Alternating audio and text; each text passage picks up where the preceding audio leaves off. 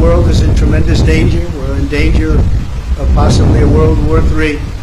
And we have a man who's absolutely the worst president in the history of our country. Can't put two sentences together. He's not going to be able to negotiate with Putin or Xi or Kim Jong-un, North Korea. Not going to be able to negotiate with anybody. All he knows how to do is drop bombs all over the place. Meaningless bombs, except they kill a lot of people. Cost a lot of money. Every time you see a bomb, it's another $1 million. And it actually sets us back. We have peace through strength. This should not be happening. The Middle East is blowing up. It's blowing up. And a lot of people are being killed, and it's so unnecessary. So I just say that in watching the Supreme Court today, I thought it was it's a very beautiful process. I hope that democracy in this country will continue. Because right now we have a very, very tough situation with all of the radical left ideas, with the weaponization of politics. They weaponize it like it's never been weaponized before. It's totally illegal, but they do it anyway. And it has to stop.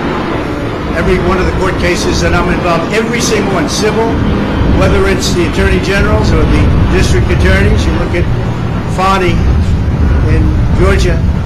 They had many meetings with the White House and with the DOJ.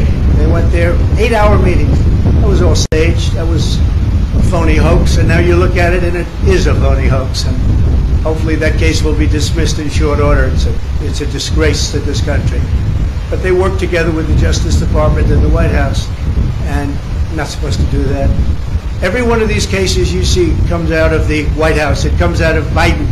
It's election interference, and it's really very sad.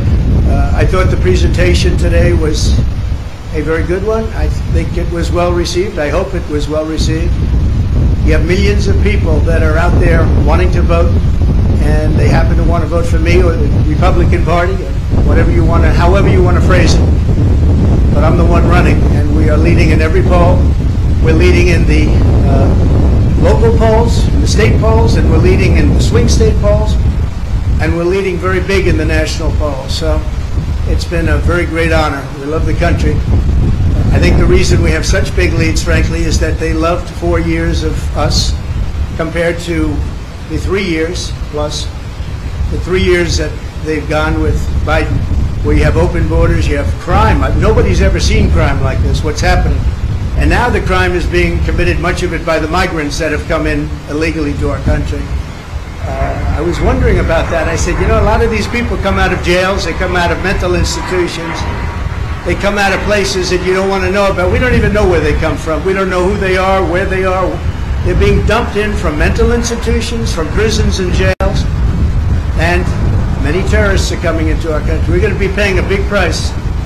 They have to stop it. They have to close the border. By the way, the president can do it just by saying, I want the border closed. I closed the border. We had the safest border in the history of our country. Now we have the most unsafe border in the history of the world. There's never been a country with a border like this, not even a third world country. So we are, again, we're going out to Nevada right now. We'll be out there. Some of you are going to be out there with us. Otherwise, your colleagues will be. And hopefully we're going to have a big night, caucus tonight. We're going to have a very big night. We expect to have a very big night. The Virgin Islands, as you know, are also very much in play today, so we'll be hearing about them sometime during the day or later on in the evening. And it's an honor to have you at Mar-a-Lago. I hope you like it. It's worth a little more than $18 million. There's another case. It says worth $18 million. I said, which cabinet are we talking about? But that's the kind of justice we have. When they say that to try and build up a case, that was a shame. But that gave up so much. When they said that, that gave up so much. That Mar-a-Lago's worth $18 million. They had it appraised for, as you know, 50 to 100 times that amount. But we have a judge, that's what he said. And he's supposed to be ruling on me. But who knows, maybe he'll be fair. I doubt it, but maybe he'll be fair. So I want to thank everybody. And by the way, we proved that case 100%, 5 times over. That case is 100% proven, 5 times over. We've never seen anything like it. He just wouldn't dismiss it, no matter what. Shouldn't it be there? It should have been in the commercial division. Anyway, it's an honor to have you. I look forward to having you again, and I'll probably see you out in Nevada. Thank you very much. The U.S. Supreme Court is said to be broadly skeptical in early reporting about the effort to try and kick you off the ballot. Having said that, though, speak to the argument, legal and otherwise, that your detractors have made leading up to today. And it's an argument that was given voice by Mitch McConnell, the Senate Republican leader, not long ago. All right, I got the gist. No question. Yeah, I got the gist. President Trump is practically and morally responsible for provoking the events of the day. He doesn't say that anymore. So let me just tell you that I heard and I watched, and the one thing I'll say is they kept saying about what I said right after the insurrection. Because I think it was an insurrection caused by Nancy Pelosi. This was an insurrection, if it was an insurrection, which there were no guns, there were no anything except for the fact that they shot Ashley Babbitt. Somebody from the police force shot Ashley Babbitt. So unnecessary, so sad, so horrible. But there were no guns, there were no anything. But if you take a look at my words, right after, you take a look at my speech from the Rose Garden, which was very shortly after, or you take a look at I'm only on Truth now, but at that time, we were tweeting, and I was on Twitter. If you take a look at those 5 or 6 tweets, you will see very beautiful, very heartwarming statements. Go home, the police are doing their job, etc., etc. Beautiful statements.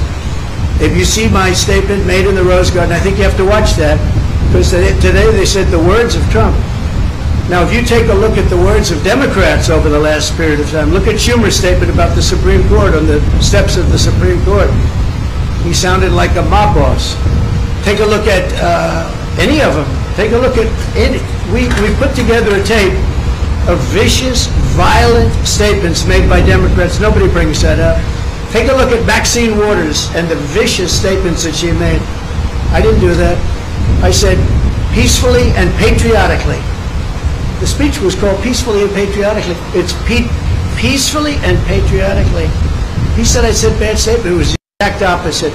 So I think you should take a look at the statements that I made before and after, and you'll see a whole different dialogue.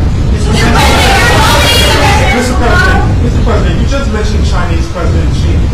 You said that you were going to impose 60% tariffs should you get back in office. Can you explain your rationale there? We want to bring business back to the U.S. They're stealing our business. They're taking our business at levels that nobody's ever seen before.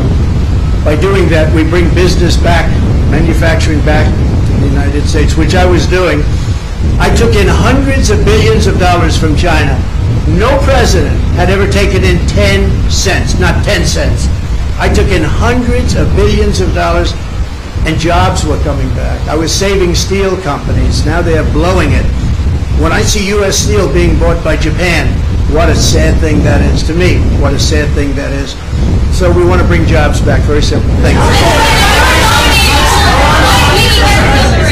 you still have confidence in Speaker Johnson after the failed Mayorkas impeachment effort? I do have confidence in him. Yeah, I very much do. I think he's a very good man, and I have great confidence in him. Nikki Haley still in the race when you're dominating in the polls? Oh, I love that question. Thank you very much. You just said it. I don't know why she continues, but let her continue. We have a big one coming up, as you know, in South Carolina, and the polls are indicating that we're through the roof on that one. We're leading by, I guess, 35%, 35 points. So I don't know. I think she hurts herself, but I think she hurts the party, and in a way hurts the country. But it seems to be dying. She did poorly in Iowa. She did very poorly in Iowa, actually. She came in 3rd place. Ron DeSantis beat her, although you wouldn't know that if you listened to her speech. She did poorly in New Hampshire. She did poorly no matter where she went. I don't know how the results aren't in yet from the Virgin Islands, but I know she's playing it very hard. And in Nevada, she lost to no name. She had a no name, and she lost by, I guess, 40 points. So I don't know why she continues, but she's a, I don't really care if she continues. I think it's bad for the party. I think it's actually bad for her too.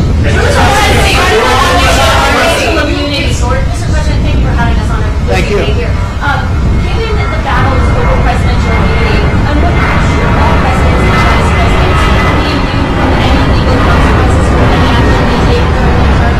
Well, I can say presidential immunity, which we'll be talking talking about because that will be upcoming, is very, very important for a president to have. If a president doesn't have immunity, he really doesn't have a presidency. He can be told to do things that he would never do. He can do really bad things for our country. Presidential immunity is imperative. It's going to be very, very important. And I'd rather talk about that next week. But there is nothing more important to a presidency than immunity, because they have to be free to make decisions without saying, oh, if I do this or if I do that, as soon as I get out of office, we're going to be indicted, we're going to have trouble. And the other party will do that. I think we've seen that. They've done that. There's some very bad people. And you have an opposition party, and they will do things that are very bad. If you don't have immunity, you can be blackmailed. You can be, as a president, they'll say, if you don't do this, this, and this, we're going to indict you as soon as you leave office.